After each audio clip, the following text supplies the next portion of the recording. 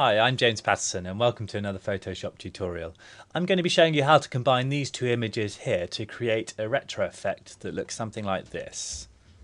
So let's start by opening both of these images into Photoshop. So if I hold Command or Control and click on both of them and then double click, that will open them up for me. And the first thing I want to do is bring in my old border on top of this image. So if I click on my border and then go to Select All, and I'm going to press Command or Control and C to copy that, and then go back to my couple, press Command or Control and V to paste in that layer. And you can see that the proportions aren't quite right, so let me grab my Move tool, and I want to make sure I have Auto Select and Show Transform controls. If I have those boxes checked, that helps me to make these adjustments. So I'm going to pick it up and just drag it upwards slightly. Let's bring the opacity down slightly so we can see the image underneath that we're going to be trying to match it to.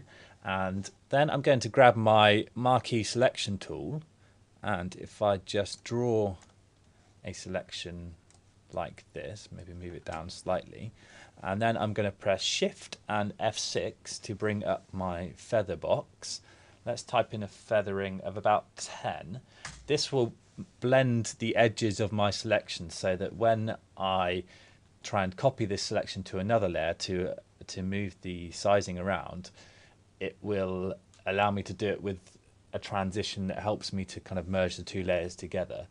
So let's press Command or Control and J to copy that selection to a new layer, and then I'm just going to drag it down using my Move tool again so that it comes down to the bottom there. Let's bring the opacity of these two layers back up to 100, and then I'm going to go to my top layer and press Command or Control and E to merge those two layers.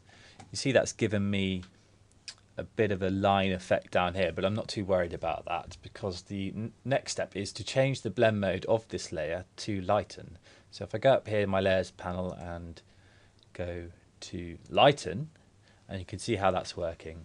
Next I'm going to go back into Bridge, and you can see I have a couple of different textures here. So I have a grey texture here and a red texture. If I hold Control or Command and click on them, then if I double click again, that will open them both up into Photoshop.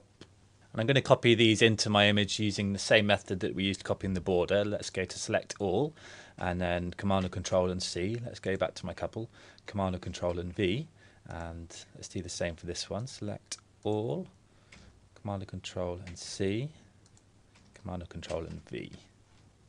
And there you can see that gives me these two texture layers in my layers panel here. Let's go ahead and rename these layers just to save any confusion. So let's call this one border, call this one grey, call this one red. And next I want to change the blend mode of these two texture layers. So I'm going to go to my blend mode options here and choose overlay. Let's do the same for grey. And then I'm going to bring the opacity of both layers down to about 65, just to allow some detail to show through. I also want to maybe tone down the effect in the middle of the frame to allow their faces to show through a little bit more. So I'm going to do that by adding a layer mask. Let's click on the Add Layer Mask icon in the Layers panel, and I'm going to grab a brush and with black as my foreground colour, just paint a few strokes over their faces just to tone down the effect there.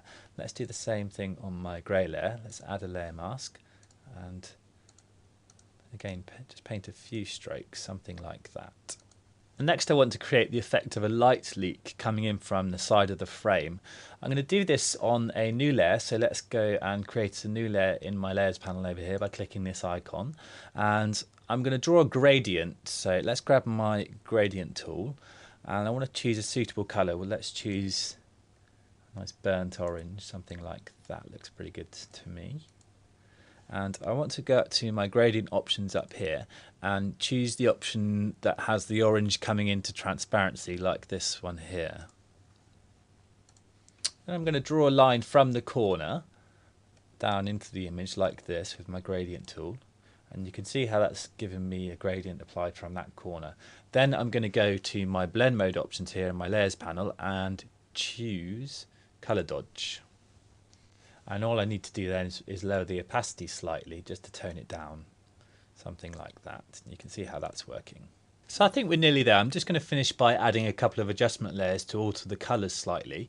So let's go down to the create new adjustment layer icon here in my layers panel. I'll click on that and I'm going to choose hue saturation, and I'm just going to knock the saturation back to about -30 just to dull the colours down a little bit. Then I'm going to add another adjustment layer and choose photo filter, and this gives me options for a few different types of filter. I'm going to choose warming filter 81 and bring my density up to about 40. I think looks good. And now I'm just going to apply a couple of finishing touches. You can see at the bottom here my background image is showing through where I've set my border to lighten mode, so I can sort that problem out by going back to my background, and if I grab my brush with black set in my foreground and just paint over that line, you can see that's allowing the border detail to show through. And if I go to my border layer, I can also see I've duplicated this little patch here, so I'm going to grab my patch tool, and if I draw around that area there and just drag it down, you can see that's sorted that problem out.